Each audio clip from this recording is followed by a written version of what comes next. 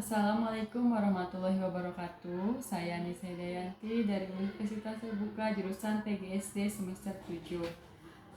Saya akan melakukan praktikum mata kuliah praktikum IPA di SD mengenai modul 8 tentang kelistrikan. Kegiatan praktikum 1 yaitu percobaan arus dan tegangan listrik. Adapun tujuan dari penelitian atau praktikum ini yaitu menjelaskan aliran arus dalam satu rangkaian listrik, juga menjelaskan pengaruh tegangan terhadap suatu rangkaian. Nah, selanjutnya ini alat dan bahan yang akan digunakan untuk praktikum. Saya sudah menyediakan 10 alat dan bahan yang akan digunakan. Pertama ada plastik, ada kertas, ada sendok, penghapus, juga ini kayu, ini grafit, ini besi, ini tembaga. Nah, itu alat dan bahannya. Nanti 10 bahan ini akan kita ujikan dengan ini terlewat. Ada ini air keran, saya sudah masukkan ke dalam gelas. Lalu ini ada air biasa yang dicampur dengan garam. Semua bahan ini akan kita tes, akan kita uji dengan menggunakan aliran listrik ini. Nanti kita akan mengetahui bahan mana saja yang termasuk konduktor atau bahan yang memiliki banyak muatan bebas dan dapat menghantarkan listrik, panas, dan suara, ataupun bahan ini bukan termasuk konduktor atau isolator, seperti bahan ini tidak memiliki muatan sehingga tidak menyalakan nanti lampu-lampu di aliran listrik ini. Pertama-tama saya juga tidak lupa menyediakan modul yang nanti akan dicatat hasil pengamatannya, juga pulpen. Pertama, kawat besi terlebih dahulu. Kita akan tes dengan menggunakan alat listrik ini. Apa yang akan terjadi setelah ini ditempelkan kepada kawat besi ini. Maksud saya kawat tembaga. Nah, ternyata yang terjadi yaitu ketiga lampu di sini menyala. Nah, sehingga kawat tembaga ini merupakan suatu konduktor, bisa memiliki muatan dan menghasilkan aliran listrik ya, sehingga menyalakan lampu tersebut. Kita akan catat hasil pengamatannya di modul. Jadi lampunya menyala dan juga ini merupakan konduktor. Untuk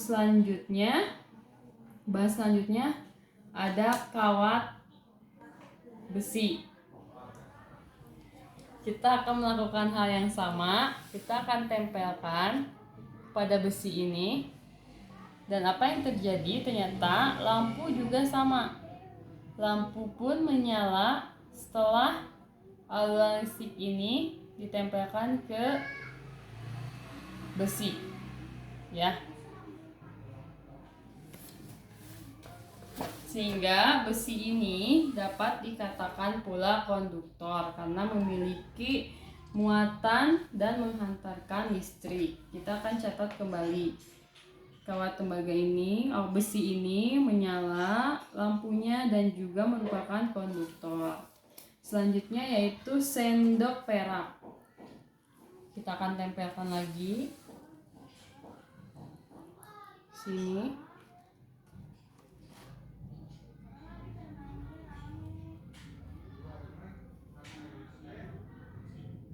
Nah, ternyata sama ya. Ketiga lampu ini pun menyala karena ini pun sendok perak ini pun merupakan suatu konduktor, menghantarkan listrik, juga memiliki aliran listrik sehingga lampunya menyala. Kita catat kembali, merupakan konduktor dan lampunya menyala. Lalu selanjutnya yaitu kayu. Saya di sini menyediakan balok kayu. Lakukan hal yang sama, kita tempelkan.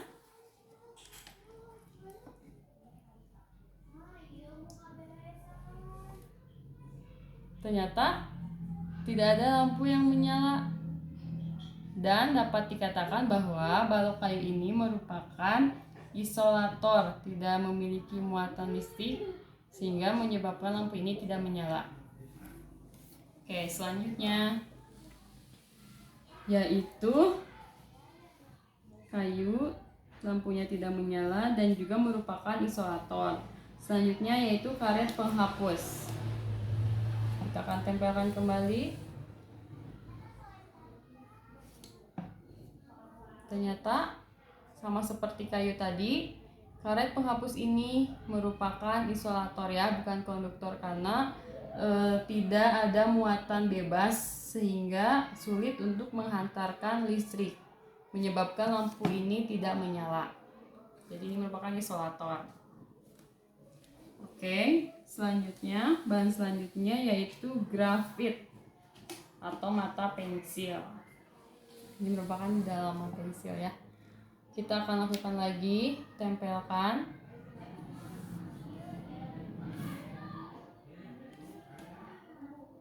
Sama, ini pun bisa dikatakan isolator karena lampu-lampu ini tidak menyala. Dan grafit ini sama, yaitu tidak memiliki muatan yang bebas, juga tidak menghantarkan atau sulit menghantarkan listrik. Kita catat kembali. Yang ketujuh ada kertas. Kertas kita tempelkan lagi.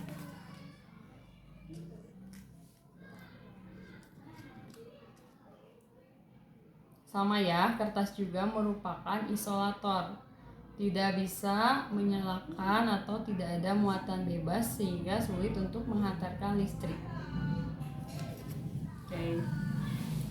Lalu yang ke-8 yaitu plastik. Kita akan tempelkan lagi.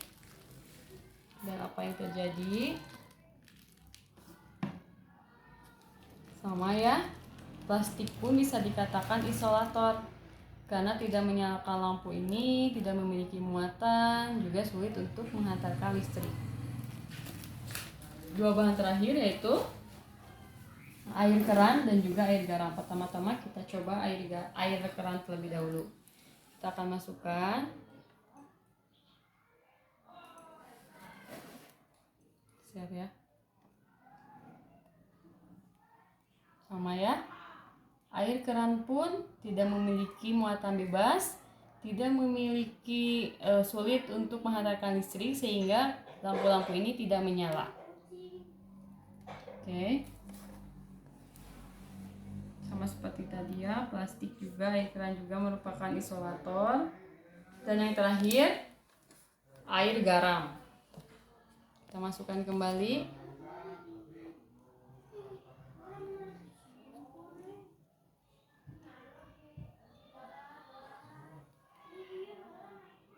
Nah, ternyata berbeda dengan air keran, air garam ini memiliki muatan yang bebas, juga menghantarkan listrik, sehingga dapat dikatakan bahwa air garam ini merupakan konduktor.